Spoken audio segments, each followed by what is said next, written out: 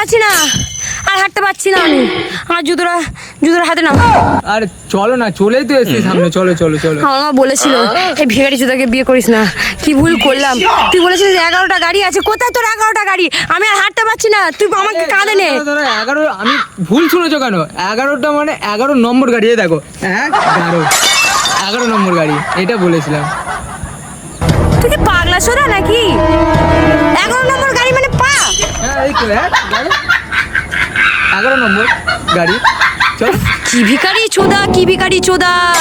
আমার না মানে কি বলবো, এই আবার জায়গায় থাকিস, তার মধ্যে ভিখারি। উফ, আমি আর পাচ্ছি না। তুই আমার কথাটা শোন, তুই আমার জুতোটা নে, আমি হাঁটতে পারছি না।